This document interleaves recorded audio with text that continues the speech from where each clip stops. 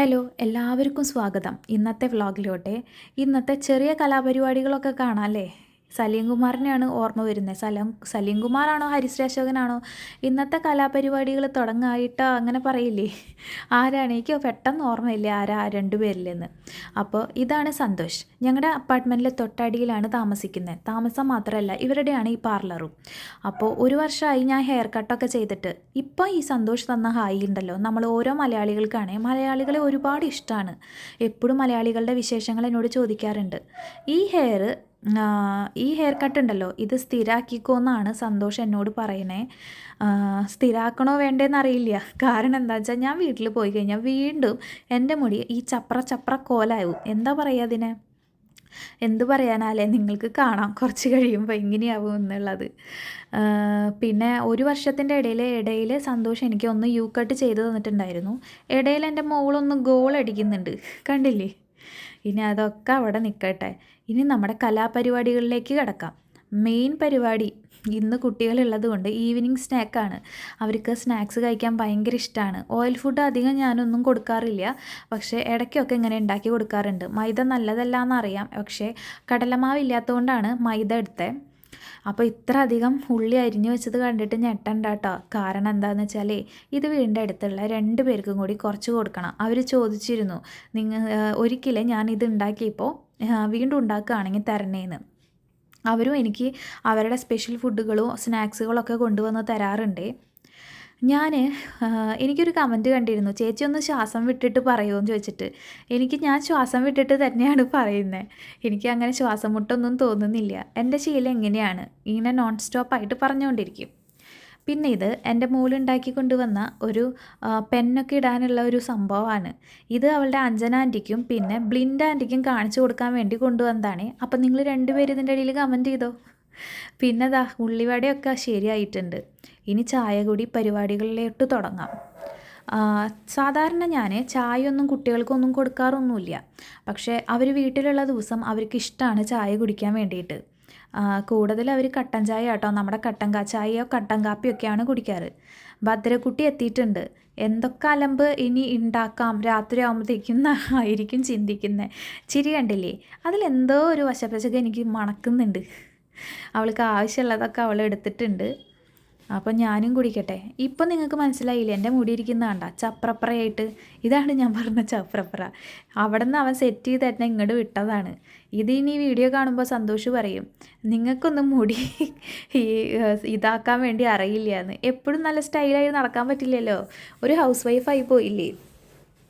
കുറച്ച് നേരം റെസ്റ്റിന് ശേഷം കേട്ടോ ഞാൻ പിന്നെ കിച്ചണിലോട്ട് വന്നത്.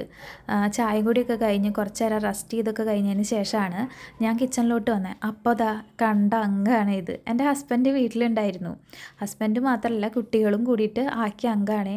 എനിക്ക് വലിയ ഇഷ്ടമായിട്ടൊന്നുമില്ല ഇത് കണ്ടപ്പോൾ. സന്തോഷമൊന്നും തോന്നാനുള്ള വക നിങ്ങൾക്കുണ്ടോ ഇങ്ങനെ കാണുമ്പോൾ? ഇല്ല. അപ്പോൾ ഇനിയിപ്പോൾ ഇതിൻ്റെ ക്ലീനിങ്ങും പരിപാടികളും ഒക്കെ ആയിട്ട് കുറച്ച് നേരം അങ്ങനെ പോവും.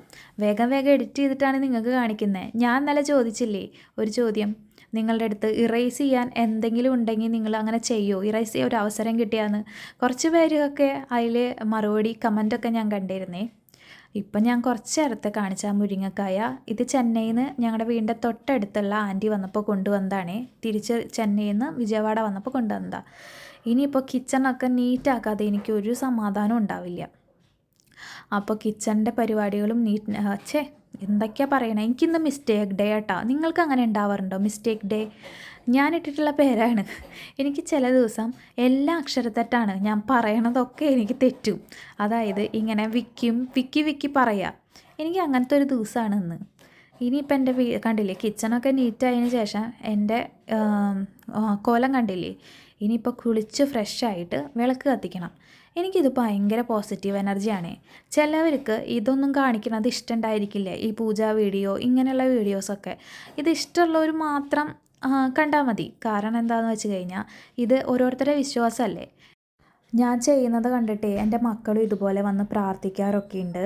പ്രാർത്ഥിക്കാൻ മാത്രമല്ല വൈകിട്ടാവുമ്പോൾ ഇപ്പോൾ അവർ വന്നു കഴിഞ്ഞാൽ വീടൊക്കെ ചിലപ്പോൾ വൃത്തികേടാക്കിയിടും. എന്നിട്ടുണ്ടല്ലോ അവരത് വേഗം തന്നെ വൃത്തിയാക്കിയിട്ട്, അതായത് 6 മണി 6:30 ആകുമ്പോഴത്തേക്കും അവർ വൃത്തിയാക്കിയിടും. കാരണം അവർക്ക് പേടിയാണ്.